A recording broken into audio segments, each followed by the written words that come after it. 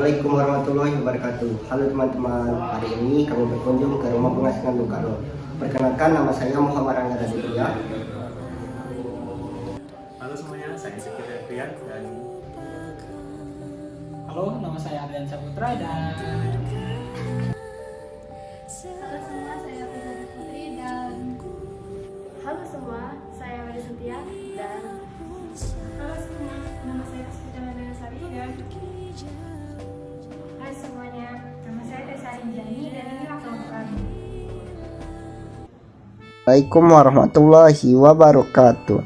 Halo teman-teman, pada hari ini kami mengunjungi rumah pengasingan Sang Proklamator Kemerdekaan Republik Indonesia, yaitu Insinyur Soekarno.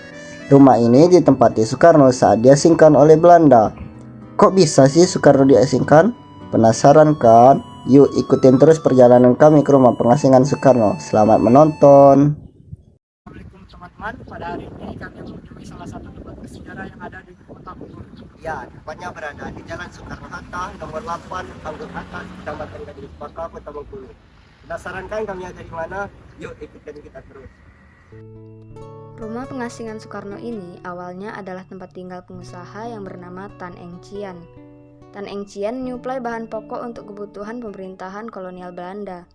Soekarno menempati rumah tersebut dari tahun 1938 hingga tahun 1942. baiklah, seperti yang bisa kalian lihat, sekarang kami berada di bangunan Cagar Budaya Nasional, rumah pengasingan Soekarno. Yuk kita masuk ke dalam.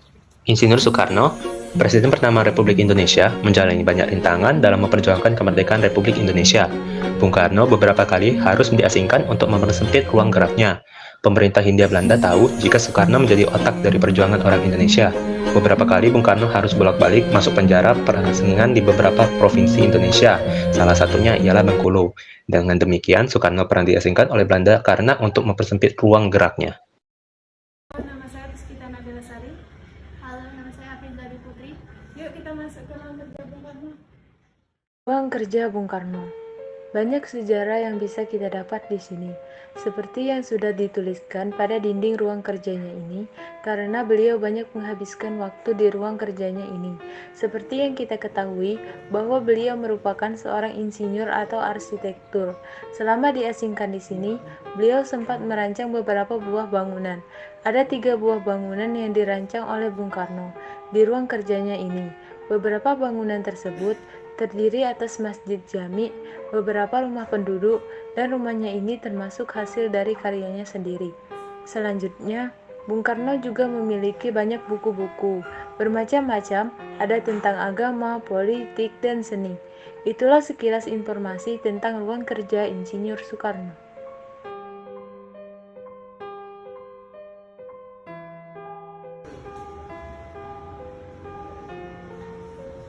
Yuk kita pindah ruangan.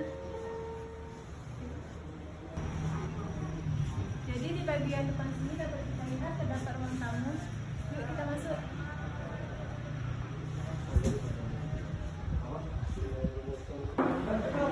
Hai, nama saya Tessa Rinjani.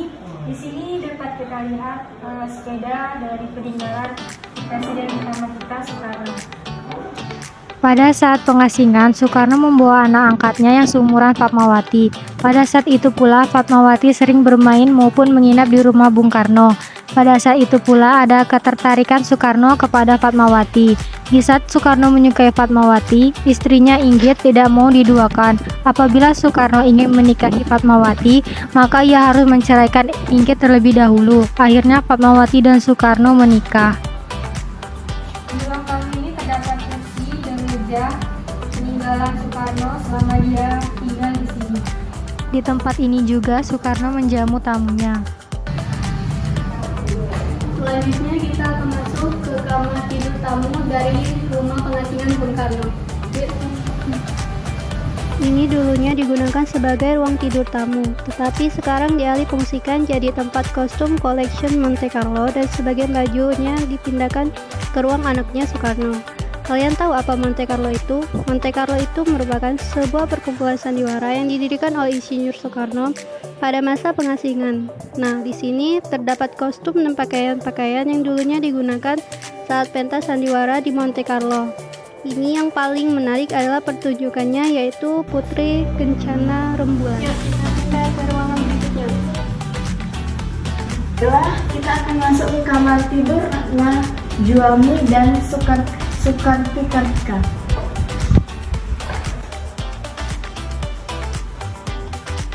Ruang ini adalah kamar tidur Ratna, Juami, dan Sukarti Kartika. Keduanya adalah anak angkat Bung Karno dan Inggit yang sangat disayang. Di kamar ini pula Tommy mengajak teman dekatnya. Inilah baju-baju pentas Monte Carlo yang sudah dipindahkan ke dalam ruang anak-anaknya Soekarno.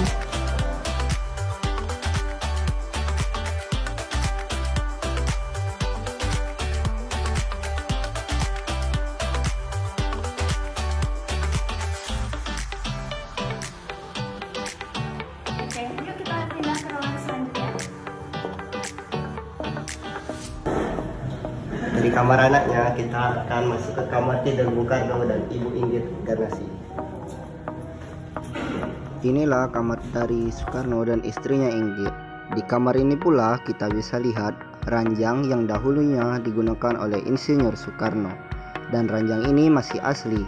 Di sini juga kita bisa menemukan cermin dan foto-foto Soekarno. Dan yang paling unik adalah surat cinta Soekarno untuk Fatmawati. Di kamar ini terdapat tempat tidur Bung Karno dan istrinya Inggit.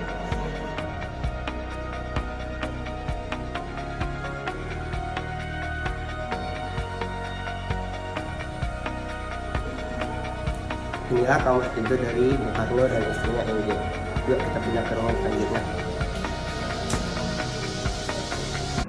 Berikut ini adalah lemari kabat atau lemari makan yang pernah dipergunakan keluarga Bung Karno semasa dalam pengasingan di Bengkulu tahun 1938 sampai 1942. Lemari ini berada di belakang rumah pengasingan Bung Karno.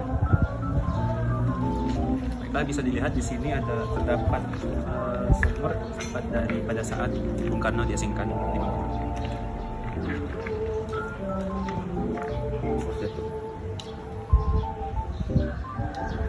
Di belakang rumah Bung Karno terdapat gudang dan ruangan-ruangan lainnya yang sekarang digunakan untuk tempat orang berdagang.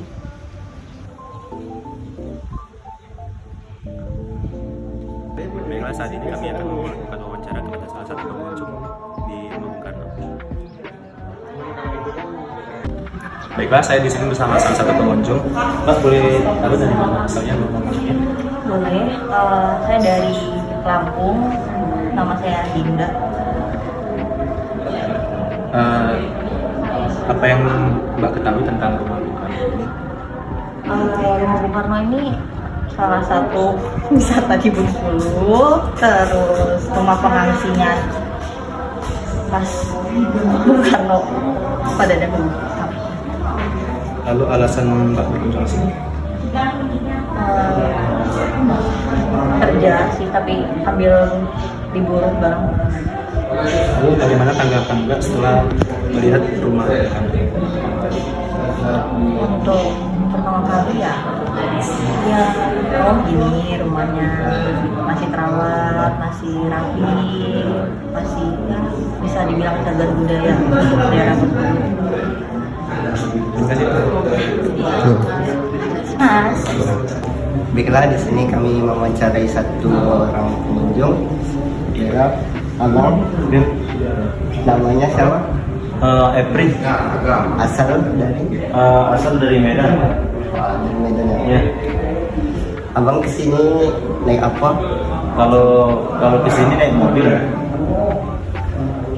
Memang mau tanya-tanya dikit ini. Ya, boleh. Abang tahu kan ini rumah pengasingan Bung Karno? Ya, tahu. Ya. Apa sih yang abang ketahui dari rumah pengasingan Bung Karno ini? Ya, setahu saya sih pengasingan Bung Karno ini ya sudah tahu lah sejarah ini kan pengasingan Bung Karno ada di Bengkulu salah satunya kan. Nah, jadi saya dari Medan jauh-jauh mau lihat sih gimana sih sebenarnya pengasingan Bung Karno ini, gimana sih rumahnya. Yang setahu saya sih cuma lihat dari sejarahnya ada beberapa fungsi. Alasan ke sini apa karena liburan atau emang lagi kerja atau gimana? Oh, datang sini ini apa berkunjung ke tempat saudara. Oh, Iya. setelah melihat-lihat dari ruang-ruangan di sini, apa sih tanggapan abang melihatnya? Ya salah satunya wawasan lebih lebih luas karena udah lihat secara nyata juga kan. Kayaknya kalau dari segi bangunan dulu masih klasik gitu. Emang sekian itu yang saya mohon maaf menegaknya. Oke, siap. Assalamualaikum warahmatullahi wabarakatuh. Saya di sini sedang berada di rumah pengasingan Bung Karno dan saya akan mewawancari salah satu pengawas ataupun penjaga di sini. Bisa beritahu namanya?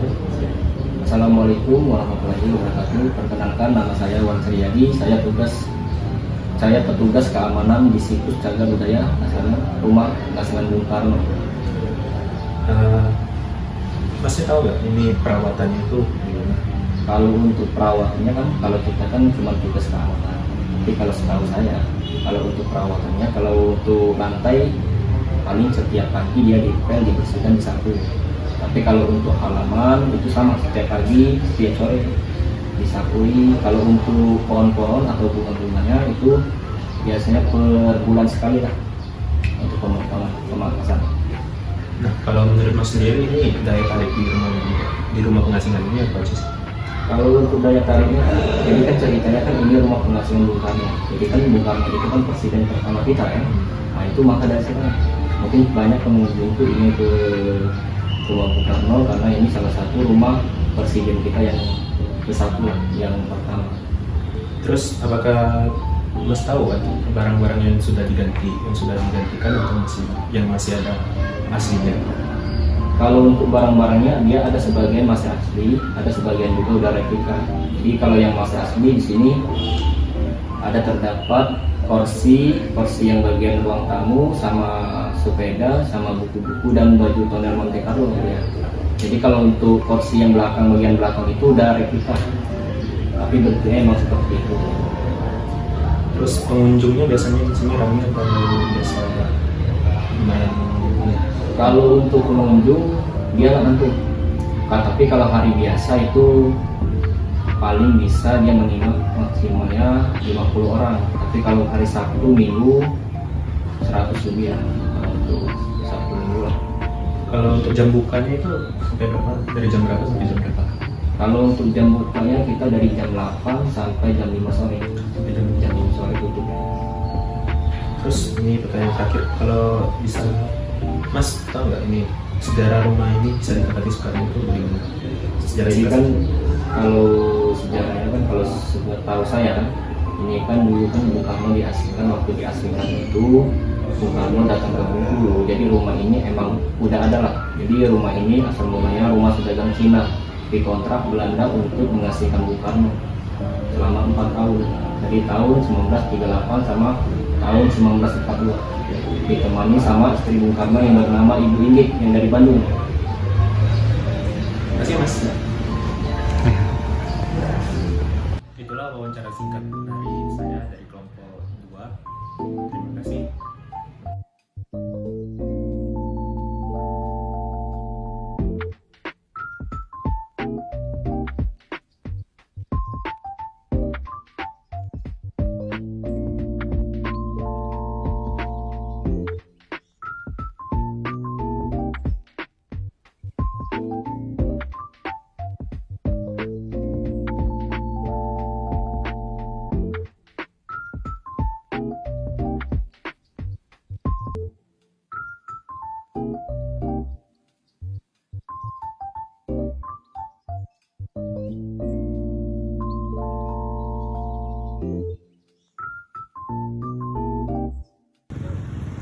Sekian sudah video dari kelompok kami. Terima kasih.